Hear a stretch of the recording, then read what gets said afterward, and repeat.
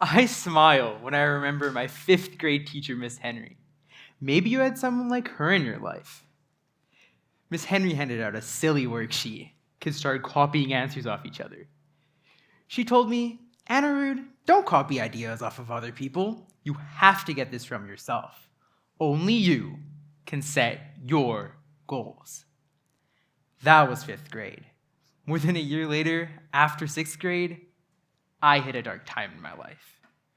Remembering Miss Henry, I found a new use for that old worksheet. Not so silly after all, huh? See, I knew Miss H back in grade 5 language arts, but then I moved schools for grade 6. I was thinking, 6th grade, my new start. Be myself, speak up, share my thoughts. Instead, I'm the silent student in the corner again. You may not believe this, but I was struggling to speak to even one other person. And then the school year was over. Like I blinked in September, now it's June. I come home for my last day of 6th grade and go straight to my room, flopping down at my desk. I don't talk to family. Can't deal with all of that. I tried to scroll on the internet to watch some videos, but I just can't seem to escape my own reality. I'm feeling out of it, frustrated with myself, facing a long summer with no friends, alone, again. Same black, self-loathing pit. I'm not good enough. I won't ever be good enough. I'm like a meaningless grain of sand on an endless beach, worth nearly nothing to anyone, including myself. I start to think about goals. Then I remember Miss Henry, her gray hair, her English accent, and her smile. Her annoying grade 5 worksheet comes to mind. 2 goals, 3 lines per goal. The goal, how to achieve it, and the deadline. Back then, my number 1 goal was to get better at running. I do this by practicing running in the gym, with my deadline being March 5th of that year. I had no second goal, so I scribbled down one that everyone else wrote, to read 30 minutes every day for the month of April, and I quickly handed in the worksheet. I remember my school was being used as a sort of trial site for these new standing tables. They're really cool. Miss H walks over to my standing desk, and she puts the worksheet right in front of me. She told me, Anirudh, you have to think. Think deeper. Because if you don't participate, then you're not really learning how to improve by yourself. Think deeper. Don't copy ideas off of other people. You have to get this from yourself. Anirudh, only you can set your goals. Sitting in my room at my desk, I smile about how dumb I thought that worksheet was. But like a turtle peeking its head out of its shell, maybe Miss Henry was right. I can do this. I can think deeper. So I set 1 summer goal for myself. Make a new experience once a week.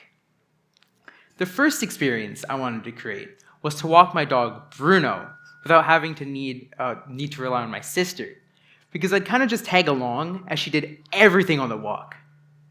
I wanted to be there for Bruno and be a self-sufficient dog walker. My main fear, though, was losing control. Letting him run loose at the sight of another dog, because Bruno, as a Labradoodle, goes wild when he sees a new friend. He's my responsibility when on a walk alone with him. Daunting. I decide that by the end of the week, I'd be able to reach the garbage can outside of my street. I start by making small rounds around my cul-de-sac, slowly inching towards the main road. Everything's going great. I'm about to reach my boundary until I see my biggest fear. Another dog walker. I hear Bruno start to whine and pull at his leash. Trembling with fear, I bolt back home, Bruno pulling me the other direction all the way.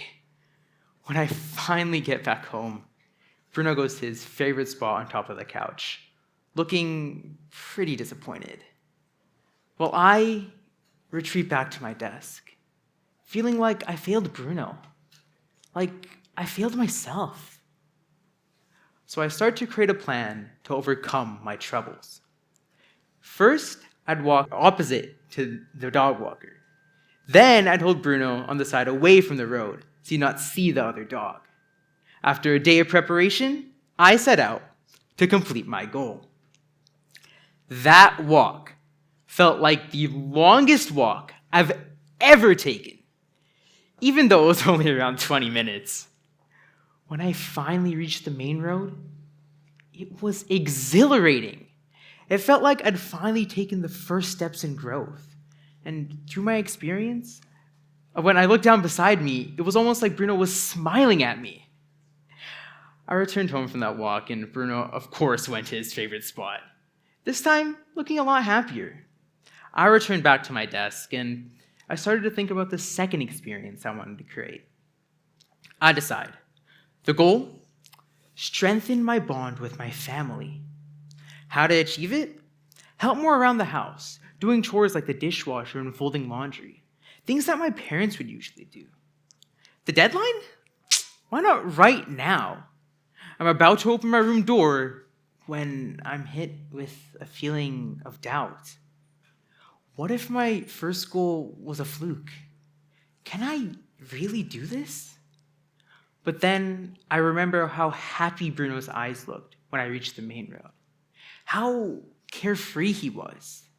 I pictured his face while opening the door.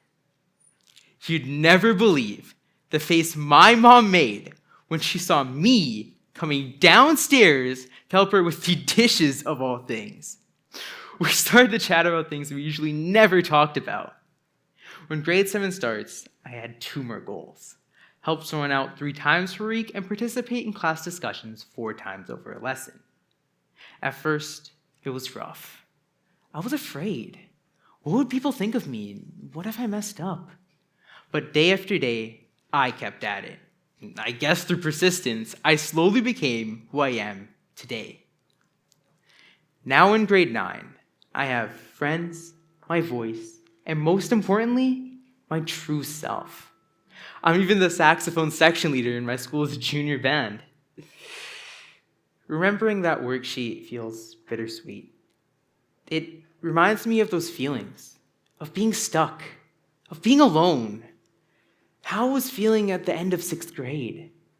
But also that feeling of exhilaration, that feeling of reaching the main road for the first time. If you ever feel disappointment in your life, feeling small, meaningless, know that setting a goal with action steps and a deadline is the first step to self-confidence. Freedom. Remember, in the words of Miss H, don't copy ideas off of other people. You have to get it from yourself. Oh, and one last thing, you can do it. Don't forget to think deeper.